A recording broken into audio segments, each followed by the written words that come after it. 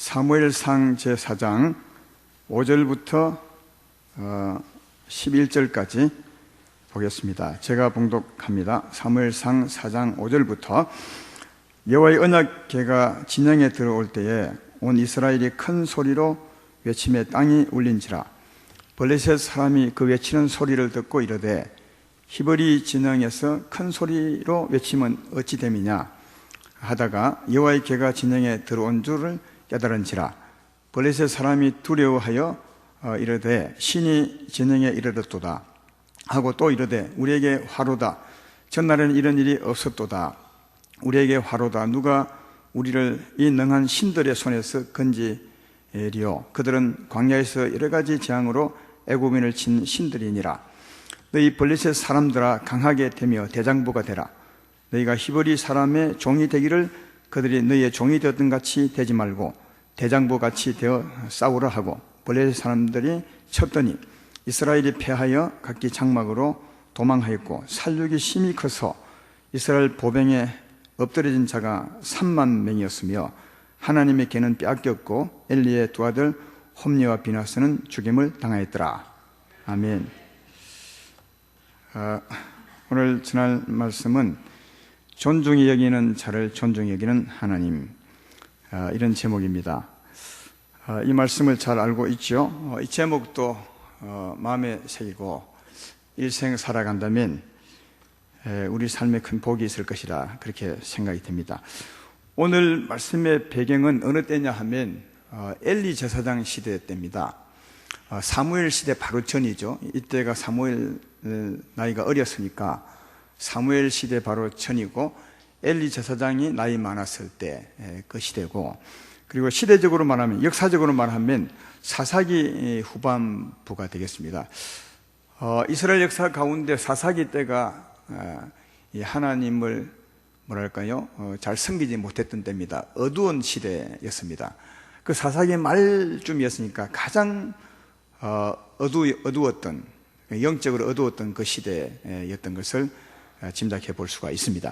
이때 블레셋과 이스라엘이 전쟁을 했습니다. 오늘 본문 앞부분에 보면 1차 전쟁을 하게 되는데 처음 싸웠을 때도 이스라엘이 집니다. 블레셋과 싸워서 한 4,000명이 죽어서 후퇴하게 됩니다. 그때 이제 이스라엘의 장로들이 생각하기를 우리가 하나님의 나라고 하나님 백성인데 어떻게 이방 나라 블레셋에게 전쟁에서 피할 수 있느냐, 그렇게 이제 생각해서 언론한 것이 뭐냐면 하나님이 우리 가운데 계시지 않기 때문에 우리가 진 것 같다 하면서 이제 실로에 계신 하나님의 궤를 모셔옵니다. 그때 하나님은 하나님의 궤로 상징되는 것입니다. 증거궤로요. 지금은 우리 가운데 성령이 계시지만 구약은 이 성령을 상징하는 하나님의 궤로 하나님이 함께 하심을 나타내었던 것입니다. 그래서 실로에 계신 하나님을 이제 전쟁터에 모셔왔습니다. 오늘 읽었던 말씀은 전쟁터에 모셔올 때 그 상황을 이제 앞부분에서 설명한 겁니다. 그때 패했던 이스라엘 백성들에게 하나님의 신이 오니까, 하나님 궤가 오니까 그들은 이제 생각했겠죠. 이제는 우리가 이길 것이다. 굉장히 큰 소망을 가지고 큰 소리로 외치면서 하나님 오심을 영접하고 하나님으로 말미암아 소망을 품었던 걸 볼 수 있습니다. 이 큰 소리가 반대편에 있는 블레셋 진영에도 이제 들렸습니다. 그래서 블레셋 사람들이 저 큰 소리가 어쩜이냐, 전쟁에서 패했던 이스라엘이 지금 가만히 엎드려져 있어도 뭐 할 텐데 저 큰 소리가 뭐냐 하고 이제 알아본 결과 하나님의 신이 이제 하나님의 궤가 왔다는 이제 소식을 듣게 되었습니다. 그래서 블레셋은 크게 낙담합니다. 왜냐하면 하나님에 대한 소문을 잘 아니까요. 애굽의 그 강대한 나라 바로를 벌하고 거기서 나오셨고, 그 다음 광야에서 가나안 땅에서 그 많은 적들을 물리쳤던 그 하나님의 신이 이제 전쟁터에 왔다니까 블레셋은 굉장히 두려워합니다. 그렇지만 그들에게 다짐을 합니다. 너희가 여기서 피하면 이스라엘의 종이 된다. 우리가 대장부처럼 싸우자. 그래서 이제 자기들이 다짐하고 이스라엘을 쳤습니다. 그런데 우리의 예상과는 전혀 다르게 이스라엘이 무참하게 패하게 됩니다. 오늘 본문에 읽었던 것처럼 하나님이 전쟁터에 왔지만 블레셋에 패해서 이스라엘 백성이 3만 명이 죽고요. 3만 명이면 굉장한 사람들이죠. 3만 명이 죽고, 또 하나님을 모셔왔던 홈리와 비느하스 제사장이죠. 제사장도 죽고, 그리고 무엇보다 더 비참한 것은 하나님의 궤까지 빼앗겼어요. 예.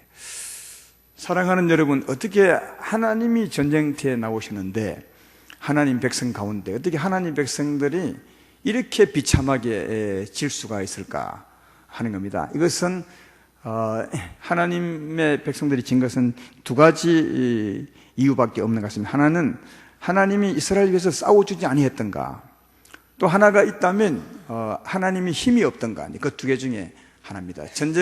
영적 전쟁은 여호와께 속한 것입니다. 전쟁의 승리와 패는 하나님께 달렸습니다. 영적 전쟁에 하나님의 손에 있음을 안다면 이 두 가지 이유밖에 없는 것입니다. 하나는 하나님이 싸워주지 아니했던가, 하나는 하나님이 싸웠지만 힘이 없었던가. 두 개 중에 하나거든요. 근데 하나님이 힘이 없는 것은 아닌 것 같아요. 왜냐하면 오늘 본문 뒤에 보면 그런 사실을 알 수 있습니다. 하나님의 궤를 블레셋이 빼앗아 갔지 않습니까? 어디로 가져갔냐 하면 그들의 수도, 우리나라 같으면 이제 서울 같은 곳이죠. 수도 아스도시에 하나님의 궤를 가져가서, 하나님은 신이니까 그들이 섬기는 다곤 신전에다가 하나님의 신도 같이 모셨습니다. 자기들 아마 잘 대접한다고 그렇게 모셨겠죠. 다곤 신상이 있는 곳에 하나님의 궤도 그 신전에 모셔 놓았는데, 그 다음날 이상한 일이 벌어졌습니다. 어떤 일이냐면 다곤 그 신상이, 그 큰 신상이 하나님 궤 앞에 탁 엎드려져 있는 겁니다. 마치 하나님 앞에 벌을 받듯이, 말은 없지만.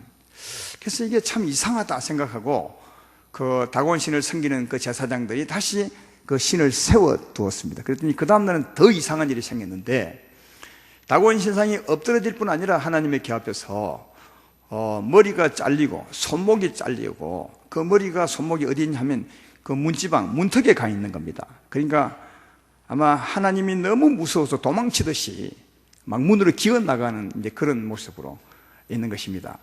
그 그림을 보면 이 다곤 신이 하나님을 얼마나 무서워하고 감당을 못해서 도망치듯 엎어져서 나갔던지를 짐작해 보시는 그런 말씀입니다. 그리고 동시에 하나님이 블레셋 사람들을 쳤습니다. 손을 들어서 쳤습니다. 어떤 재앙을 내리냐면 악한 독한 종기가 나게, 이 말씀이 바로 오늘 본문 뒤에 있는 겁니다. 제가 미리 읽고 제가 설명을 하는 겁니다. 독한 종기가 났습니다. 이때 이제 비로소 아스도 사람들이 깨닫습니다. 이게 하나님의 신이 치는구나. 우리 다곤 신을 칠 뿐 아니라 우리를 치는구나. 이걸 깨닫고 그 재앙에서 벗어나기 위해서 하나님의 궤를 어디로 보냈냐 하면 가드로 보내버립니다. 이제 서울에서 저 인천으로 보내거나 아니면 대전으로 이렇게 이제 보내버렸습니다. 너무 무서우니까. 그 하나님이 가드로 갔는데, 가드에 가서는 더 손을 더 엄하게 해서 더 큰 환난과 더 큰 독한 종기를 보냈습니다. 그래서 거기 막 신음이 굉장했죠. 그래서 이 가드 사람이 역시 하나님이 너무 무서우고 감당을 못해서 어디로 보내냐면 에그론으로 보냈습니다. 근데 이제 에그론에서는 하나님의 신이 재앙을 내림으로 자기들에게 보낸다는 사실을 알았습니다. 그래서 에그론 백성들이 원망을 하죠. 왜 우리에게 보냈냐고. 너희가 감당을 못하면 다른 데로 보내야지 왜 우리에게 보내서 우리를 죽게 하느냐, 막 이렇게 했습니다. 그래서 수많은 사람이 죽어 넘어지고 종기에 걸려서 죽지 않은 사람들은 그 고통의 소리가 하늘에 사무쳤다고 오늘 본문 뒤에 말하고 있습니다. 그래서 이 하나님을 감당을 못해서 블레셋 사람들이 다시 방백들이 모여서 의논을 합니다. 이 어찌할꼬. 그래서 이 하나님의 궤를 다시 이스라엘 돌려보내자 해서 아주 정중히 대접을 하고 모셔서 이스라엘로 돌려보내는 장면이 이 뒤에 나오는 겁니다. 하나님이 힘이 없는 것이 아니에요. 어마어마한 힘이 있는 것입니다. 다곤 신상이 견디지 못하고 도망가고, 블레셋을 치심에 블레셋이 전부 죽어 나빠지고, 감당 못해서 하나님을 떠날 만큼 하나님의 힘이 굉장히 강했던 것을 알 수가 있는데, 그렇다면 아까 이스라엘 백성이 전쟁에 진 이유가 뭐라고요? 하나님이 힘이 없어 그런 것은 아니라는 거예요. 그러면 이유가 또 하나 있습니다. 뭐라고 했습니까? 하나님이 이스라엘을 위해서 싸워주지 아니한 겁니다. 그렇습니다. 하나님이 이스라엘 위해서 싸워주지 않은 거죠. 왜 싸워주지 않았겠냐? 그 이유가 오늘 본문 앞부분에서 알 수 있는데, 오늘 우선 본문 11절을 보면 하나님의 계는 빼앗겼고 엘리의 두 아들 홈니와 비나스는 죽임을 당하였더라, 그렇게 되어 있습니다. 이 홈니와 비나스가 죽임을 당하는데, 이 죽임 당하는 것은 이미 하나님이 미리 말씀하신 대로 된 겁니다. 그냥 우연히 전쟁에 져서 죽은 것이 아니라 하나님이 이전에 말씀했어요. 이 홈니와 비나스는 죽게 될 것이라고. 그 하나님이 죽게 되리라 하신 그 말씀을 우리가 읽어보면은 왜 하나님이 이스라엘을 도와주지 않았던가, 이스라엘 위해서 싸워주지 않았던 것을 짐작해 볼 수 있습니다. 하나님의 말씀이 한 장 앞으로 넘겨보면 사무엘상 2장 34절에 있죠. 2장 34절에 두 제사장이 죽는 것을 설명합니다. 내 두 아들 홈니와 비나스가, 여기 내라는 엘리 제사장이죠. 하나님의 사람이 엘리 제사장에게 와서 말하는 겁니다. 내 두 아들 홈니와 비나스가 한날에 죽으리니 그 둘이 당할 그 일이 내게 표징이 될 것이라. 이미 말씀했어요. 그 왜 제사장을 죽이느냐? 하나님의 사람인데 하나님이 죽이느냐?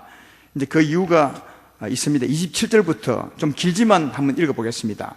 말씀을 제가 읽을 테니까 한번 왜 하나님이 이렇게 진노하시며 두 제사장을 죽였는가를 한번 이해해 보시길 바랍니다. 27절부터 하나님의 사람이 엘리에게 와서 그에게 이르되, 여호와의 말씀에 너희 조상의 집이 애굽에서 바로의 집에 속하 있을 때에 내가 그들에게 나타나지 아니하였느냐?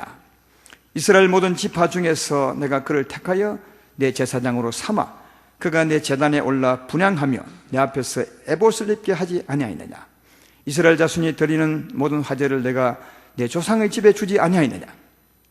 너희가 어찌하여 내가 내 처소에서 명령한 내 제물과 예물을 밟으며 내 아들들을 나보다 더 중히 여겨 내 백성 이스라엘이 드리는 가장 좋은 것으로 너희들을 살찌게 하느냐? 그러므로 이스라엘의 하나님 나 여호와가 말하노라. 내가 전에 내 집과 내 조상의 집이 내 앞에 영원히 행하리라 하였으나 이제 나 여호와가 말하노니 결단코 그렇게 하지 아니하리라. 나를 존중히 여기는 자는 내가 존중히 여기고 나를 멸시하는 자들을 내가 경멸하리라. 보라, 내가 내 팔과 내 조상의 집 팔을 끊어 내 집에 노인이 하나도 없게 하는 날이 이럴지라. 이스라엘에게 모든 복을 내리는 중에 너는 내 처소에 환난을 부을 것이요 내 집에 영원토록 노인이 없을 것이며 내 제단에 내가 끊어버리지 아니할 내 사람이 내 눈을 세잔하게 하고 내 마음을 슬프게 할 것이요 내 집에서 출산되는 모든 자가 젊어서 죽으리라. 내 두 아들 홈니와 비나스가 한날에 죽으리니 그 둘이 당할 그 일이 내게 징표가 되리라. 하나님 말씀대로 된 거예요. 그 하나님이 왜 이런 저주를, 두 아들은 죽고 또 노인이 얻게 되는, 대가 끊어지는 거죠. 이런 저주를 엘리 제사장에게 내렸느냐 하면은 그 원인은 29절 30절이잖아요. 29절이 주된 원인이죠. 너희가 어찌해서 내가 내 처소에서 명령한 내 제물과 예물을 밟으며 내 아들을 나보다 더 중히 여겨 내 백성 이스라엘이 드리는 가장 좋은 것으로 너희들을 살찌게 하느냐. 이게 홈니와 비나스가 제사장인데 이 하나님의 제사를 방해하는 겁니다. 이 하나님께 백성들이 제사 지낼 때는 먼저 예물을 드리죠. 기름을 태워 드리고 그 피를 하나님께 드립니다. 그리고 난 후에 이제 고기를 삶아서 제사장 몫은 제사장에게 주고, 주로 하목 제물은 다 제사장 몫입니다. 주고, 그 다음 자기들이 가지고 가고 이렇게 하는데, 이 홈니와 비느하스가 그 삶을 때 자기 목도 아닌데 가서 세발 고랑을 앞에 나와요. 고랑을 가지고 이제 솥에 넣어서 걸리는 거 다들 가져갔어요. 그러니까 이 제사를 무시하고, 그것뿐 아니에요. 더 큰 것은 하나님께 드리고 난 후에 삶아서 그 후에 이제 몫을 가져가야 되는데, 하나님께 드리기 전에 이들은 생고기를 가서 삶으면 고기가 맛이 없다고요. 생고기를 미리 가서 달라 했습니다. 그러면 이제 백성들이 아닙니다.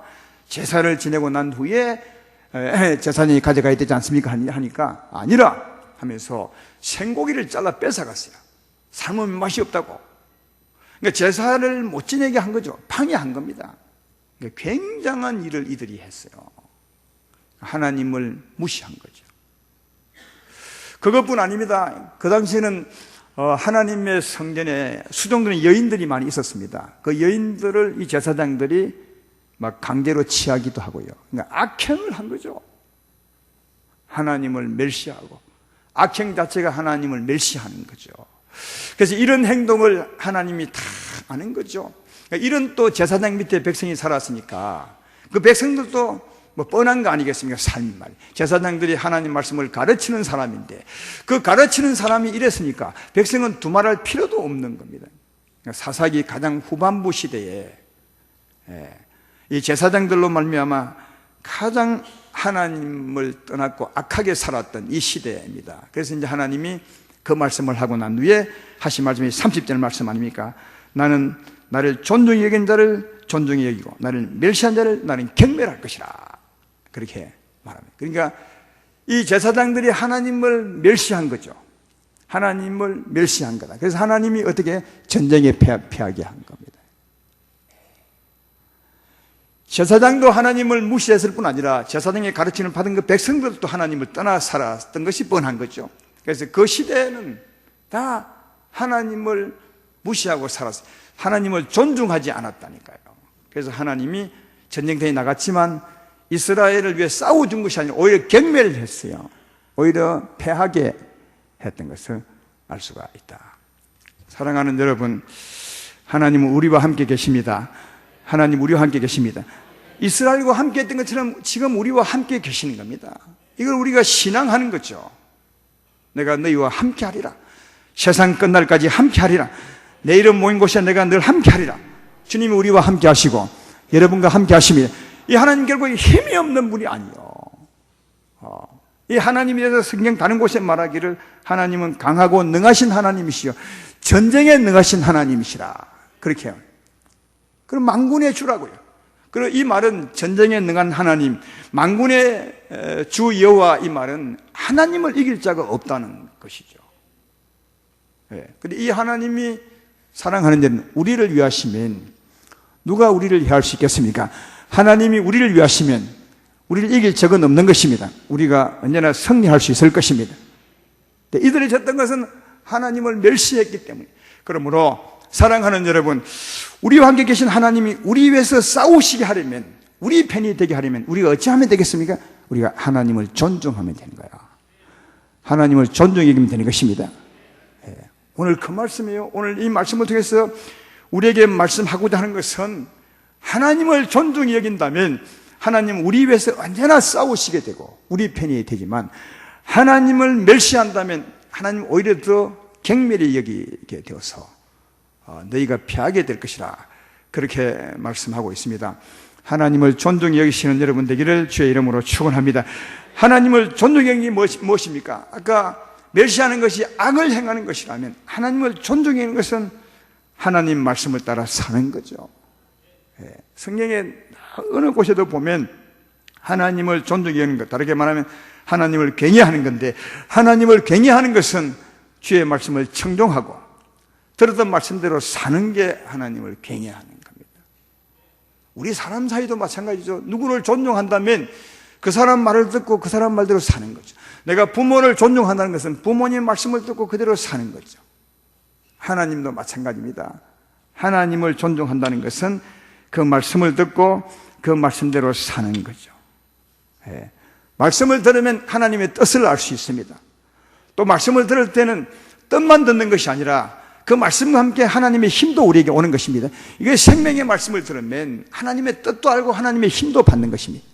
지금 이 시간도 여러분이 사람의 말을 듣지 않고 하나님 말씀을 듣는다고 귀를 열고 마음을 열고 들으시면 하나님 말씀과 함께 힘도 얻게 될 줄로 믿습니다.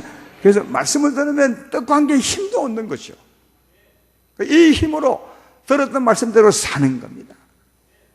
또 우리가 왜 기도하는 것입니까? 기도하는 것은 하나님의 힘을 얻는 거죠. 그 나라와 의를 구한 것처럼 힘을 얻는 거죠. 왜 힘을 얻는 것이면 들었던 말씀대로 살기 위한 거죠. 그래서 우리가 하나님 말씀대로 살려면, 다르게 말하면 하나님을 경외하려면 하나님 말씀을 청종해야 되고, 청종한 말씀대로 살기 위해서는 기도해야 됩니다. 그래야 들었던 말씀대로 살 수 있는 거죠. 예수님이 십자가 짊어지기 전에 겟세마네 동산에서 기도하는 장면이 말씀에 나옵니다. 그때 주님이 기도한 내용이 뭔지 아십니까? 하나님의 뜻을 따라 가기 위해서 기도했어요. 하나님의 뜻은 십자가 길을 가는 거죠. 그 험악한 정말 힘든 길을 가는 겁니다. 죄를 이기지 않으면 결코 갈 수 없는, 악한 자에 대해서 선으로 이기지 않으면 결코 그 길을 갈 수 없는, 죄와 싸워서 이겨야 될 그 길, 정말 힘든 길이죠. 그래서 그 길을 가려면 본인의 힘으로 안 됩니다. 그래서 예수님이 겟세마네 동산에서 기도하잖아요. 그 기도하는 모습을 누가복음에 기도하기를 어떻게 표현하고 있냐면, 땀이 흐르는데 땀이 마치 핏방울처럼 흐르더라고 기도하고 있어요.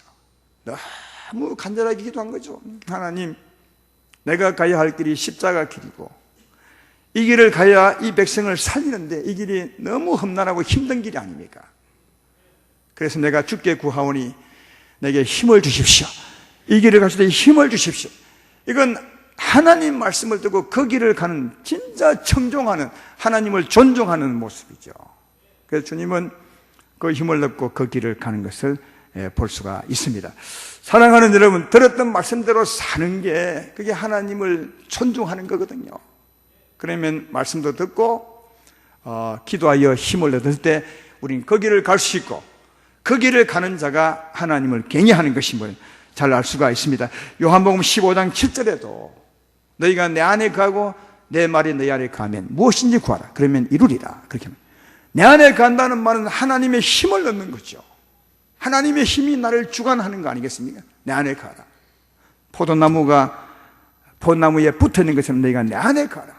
그것처럼 안에 거한다는 말은 하나님의 생명의 힘을 받는 겁니다. 하나님의 은혜를 받는 것입니다. 그리고 네 안에 내 말이 있으면, 말이 무슨 말이죠? 그 우리가 가야 될 길이죠. 사랑할 될 길이고, 용서의 길이고, 악한 자에 대해서 선으로 이기는 길이고, 나를 버리고 이웃을 위해 살아가는 희생의 길이죠. 그 길, 네가 내 안에 있고 내 말이 너희 안에 있으면 기도하라는 거예요. 주여, 내가 주의 뜻대로 살기 원합니다. 이대로 살 수 있도록, 이 뜻대로 살 수 있도록 하나님 은혜를 베풀어 주시고 나를 인도해 주십시오. 예수님처럼 기도하는 거죠. 그러면 하나님이 꼭 그 길을 가게 한다는 거예요. 아니, 갈 수 있게 한다는 거죠. 여러분, 이런 말씀의 청정과 기도가 하나님을 경외하는 거죠. 하나님을 존중히 여기는 거죠. 이렇게 하나님의 말씀을 청정하고 그 말씀의 길을 가기 위해서 기도하는 사람, 하나님을 존중히 여기는 사람, 그 사람의 하나님이 되어준다는 것입니다. 그를 위해 싸우신다는 거죠. 그러면 누가 그를 이길 수 있겠습니까? 신명기 말씀에 이런 말씀이 있습니다. 신명기 28장 7절에 여호와께서 너를 대적하기 위해 일어난 적군들을 내 앞에서 피하게 하시리라. 그들이 한 길로 너를 치러왔으나 내 앞에서 7길로 도망가리라. 마치 다곤 신이 하나님 앞에 너무 겁나서 도망가듯이 적이 너를 치러왔지만 그 하나님의 역사하심으로 그 적들이 7길로 그냥 혼비백산 도망가게 될 것이라. 그렇게 말합니다. 그런데 우리는 이 말씀만 있는데 이 말씀 앞에 더 중요한 말씀이 있습니다. 이 말씀 앞에 신명기 28장 1절로 2절에 이렇게 되어 있습니다. 내가 내 하나님 여호와의 말씀을 삼가 듣고 내가 오늘 내게 명령하는 그의 모든 명령을 지켜 행하면 내 하나님 여호와께서 너를 세계 모든 민족에 뛰어나게 하실 것이라. 내가 내 하나님 여호와의 말씀을 청종하고 그 말씀을 따라 살면 이 모든 복이 내게 임하며 내게 이르니니. 분명히 그렇게 말해요. 그리고 난 후에 이 말씀한 거야. 조금 전에 말했던 것처럼 하나님을 존중하면 내가 너를 존중하사 내가 너의 편이 되어서 너를 치려온 적들을 7길로 도망가게 할 것이라. 그렇게 말하죠. 근데 그 뒤에 보면 이와 반대되는 말씀이 있습니다. 신명기 28장 20절에 보면 그러나 내가 악을 행하여 그를 잊음으로 내 손으로 하는 모든 일에 여호와께서 저주와 혼란과 책망을 내사 망하며 속기 파멸하게 하실 것이요. 그 다음에 이렇게 말합니다. 신명기 28장 25절에 여호와께서 내 적군 앞에서 너를 피하게 하시리니 내가 그들을 치러 한 길로 나가서 그들 앞에서 7길로 도망할 것이며 내가 땅의 모든 나라 중에 흩어지고 멸망당하게 될 것이다. 앞의 말씀은 적이 치러 오면 하나님이 역사하사 그들을 7길로 도망가게 하겠지만 조금 전에 한 말씀은 네가 치러 가면 네가 적 앞에서 네가 도망갈 것이다. 그렇게 말하고 있습니다. 어찌하면요, 하나님 말씀을 청정하고 살면 이기게 할 것이지만 하나님을 무시하고 그 말씀을 버리고 살면 네가 패하게 할 것이라. 그렇게 분명히 말씀하죠. 하나님의 사람이 우리에게 말씀하는 겁니다. 여기 보면 사랑하는 점, 영적 전쟁의 성패는 하나님께 있어요. 이스라엘 하나님 백성이 아무리 강하고 아무리 적이 약해도 하나님이 역사하지 않으면 하나님 백성이 칩니다. 적이 아무리 강하고 하나님 백성이 약해도 하나님 역사하면 이길 수 있습니다. 그러니까 전쟁의 성패, 다시 말해 영적 전쟁의 성패는 하나님께 있고 하나님의 역사는 또 누구에게 있냐? 우리에게 달렸다는 거예요. 그렇죠. 우리가 하나님을 존중하면 하나님은 우리를 존중하게 돼요. 그래서 하나님이 역사하는 거죠. 우리가 하나님을 무시하면 하나님은 역사하지 않는 거죠. 전쟁의 성패는 하나님께 있는데 하나님의 역사는 우리에게 있음을 알 수 있습니다. 그러므로 사랑하는 아름다운 교회 성도 여러분, 하나님을 존중히 여기시기를 주의 이름으로 축원합니다.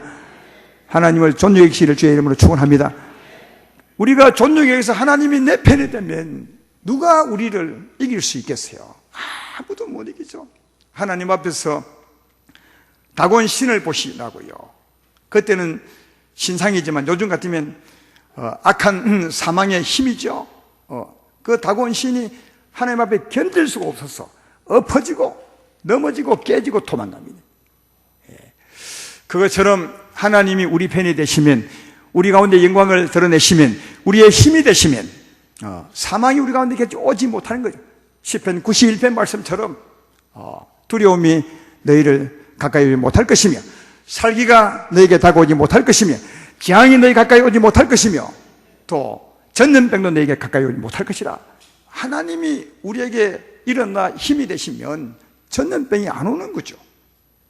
올지라도 하나님이 다 물리치시고 재앙이 다가오지 않는 거죠. 우리가 어느 곳을 출입하더라도 재앙이 우리에게 가까이 오지 못하는 거죠. 여러분, 우리가 이 세상 살 때 얼마나 위험한 세상에 살고 얼마나 악한 세상에 삽니까? 여러분이 여러분의 출입을 보장할 수 있으십니까? 여러분이 여러분의 일을 보장할 수 있으십니까? 없으시죠. 그러나 하나님 우리의 힘이 되면 보장을 받을 수 있다는 것입니다. 사고가 다가오지 못한다는 것입니다. 전염병이 다가오지 못하는 것입니다. 전염병은 막 휘다니는 것 아닙니까? 근데 하나님이 우리 힘이 되시면 전염병이 우리 안에 못 들어온다는 거죠. 우리 곁에는 올지라도. 그리고 가장 무서운 힘, 사망, 두려움, 그 다음 살기, 갑자기 찾아오는 살기, 이런 것이 우리 안에 들어오지 못하도록 하나님이 하신다는 게, 오히려 그들이 다곤신처럼 도망가게 될 것이고, 또 하나님의 손을 엄중히 더하사 블레셋 사람들을 죽이시고 엎어지게 하시고 그 고통이 하늘에 사무치게 했던 것처럼 하나님 우리의 힘이 되시면, 우리가 예수 이름으로 맹할 때마다 블레셋의 벌을 받았던 것처럼 귀신들이 벌을 받게 될 줄로 믿습니다. 귀신들이 물러가는 거죠. 하나님이 내 힘이 되면 굉장한 겁니다. 예수 이름 권세로 맹하노니 더러운 귀신은 떠나갈지어다 하시면 하나님이 물리치는 거죠. 귀신을 벌하는 거죠. 귀신의 고통이 하늘에 사무치겠죠. 그리고 우리 가운데 병이 있다 해도 하나님이 우리 힘이 되시면 병이 떠나가게 될 줄로 믿습니다. 저주가 떠나가게 될 줄로 믿습니다. 하나님이 우리의 힘이 되면 우리의 길이 될 것이며 우리의 지혜가 될 것이며 또 우리에게 은혜를 베풀어 주셔서 요셉이 그 주인에게 은혜를 받아서 그가 형통이 되었던 것처럼 하나님이 우리 만난 사람에게 은혜를 받게 하사 우리들도 형통케 하리라, 그렇게 생각이 되는 것입니다. 그러니까 하나님이 우리의 힘이 되면 굉장한 거죠. 그런데 하나님은 얼마든지 힘이 되게 할 수 있는 것은 그건 우리에게 달렸어요. 네가 하나님을 존중한다면, 네가 하나님을 존중한다면 나도 너를 존중할 것이라, 그렇게 말했던 것처럼 하나님 말씀을 청종하십시오. 그 말씀을 따라 살려고 예를 서십시오. 기도하십시오. 혹시 실패한다 해도 다시 곧 뉘우치고 돌아와 회개하면 그는 하나님을 경외하는 자가 아니겠습니까? 여러분, 우리는 삶에 실패할 수 있어요. 하나님도 너무너무 잘 알기 때문에 네가 세상에 살 동안 나는 죄를 짓지 않습니다라고 말한다면 너는 하나님을 속이는 자라고 말했어요. 이 말은 우리는 약하기 때문에 하나님의 사람일지라도 죄를 지을 수 있어요. 그러나 그때 중요한 겁니다. 그때 어떻게 하느냐, 죄 가운데 영혼이 빠져서 계속 갯길로 가느냐, 아니면 거기서 빨리 돌이켜 하나님을 경외함으로 나오느냐, 이건 우리에게 달린 거라고요. 죄를 지을 수 있습니다. 사망에 빠질 수 있습니다. 객길로 나갈 수가 있습니다. 좌절할 수 있습니다. 그러나 거기서 중요한 거죠. 하나님을 경외한다면 빨리 돌아오는 거죠. 그때마다 십자가 바라보면서 회개하고 돌아오시기를 주의 이름으로 축원합니다. 그러면 주께서 우리의 죄를 용서하시고 우리의 불의를 깨끗게 하사 다시 하나님의 은혜의 그날날에 살 수 있게 하시겠다고 그렇게 말씀했습니다. 그러므로 우리가 연약하고 약할지라도 얼마든지 하나님을 존중하며 살 수 있어요. 하루에 7번에 7번 계속 넘어져도 계속 돌아오면 되니까요. 아무리 약한 사람일지라도 지금 예수 믿는 사람일지라도 하나님을 존중할 수 있는 거예요. 한 번 넘어지면 그것이 하나님을 멸시하는 것으로 하나님 여기신다면 여기 살 자가 없는 거죠. 하나님은 그렇게 보지 않습니다. 넘어지고 또 돌아오고 넘어지고 또 돌아오고 주여 내가 넘어질 수밖에 없지만 나를 세운 이는 하나님이시고 나로 하여금 거룩한 길을 가게 하시니까 하나님의 능력이신데 또다시 내가 회개함으로 주께로 돌아왔습니다 하면 하루에 7번이 아니라 7번에 70번일지라도 주님은 용서하시고 그 사람으로 하여금 너가 나를 경외하는 사람이라고 나를 존중하는 사람이라고 말씀하고 있으니까 아무리 약한 우리 사람일지라도 은혜를 입은 사람이라면 얼마든지 하나님을 존중할 수 있습니다. 하나님을 존중함으로 말미암아 그 크신 하나님이 여러분의 하나님 되시기를 주의 이름으로 축원합니다. 우리는 하나님의 자녀가 아닙니까? 우리 하나님의 자녀요. 하나님은 우리 아버지십니다. 그러므로 마땅히 하나님을 경외하고 살아야 되는 것입니다. 우리는요, 그 크신 하나님의 권세가 우리의 권세가 될 줄로 믿습니다. 우리가 하나님을 더 존중히 여기면 하나님은 더 우리를 존중히 여길 것입니다. 그러므로 우리 신앙이 점점 커지면 하나님의 권세는 점점 내게 더 크게 미치죠. 하나님의 오리지널 권세와 힘은 엄청나겠죠. 우리가 존중하는 만큼 그 더 큰 권세와 힘을 가질 수 있을지 않겠습니까? 날마다 저 높은 곳을 향해서 가면 높은 곳을 갈수록 하나님의 권세가 내게 더 큰 힘이 될 줄로 믿습니다. 그 능력이 더 큰 힘이 되는 거죠. 그러면 더 존중할수록 더 존중할수록 하나님의 크신 능력이 곧 내 것이 되는 바 어마어마한 능력으로 살아갈 수가 있는 것입니다. 이게 우리의 신분이고 우리가 받은 복입니다. 그러므로 평생에 아니 오늘 이후로 하나님을 존중하고 사시기를 또 존중하고 살기 위해서 말씀을 사모하고 그 말씀대로 살기 위해서 기도하고 그래서 기도하고 그 말씀대로 살아가고 실패하면 다시 돌아와 또 살고 그리 함으로 하나님을 누구보다 존중하게 여기며 살아가므로 하나님이 여러분의 힘이 되고 여러분의 가정의 소망이 되고 여러분 장래의 희망이 되는 그런 하나님 되기를 주의 이름으로 축원합니다.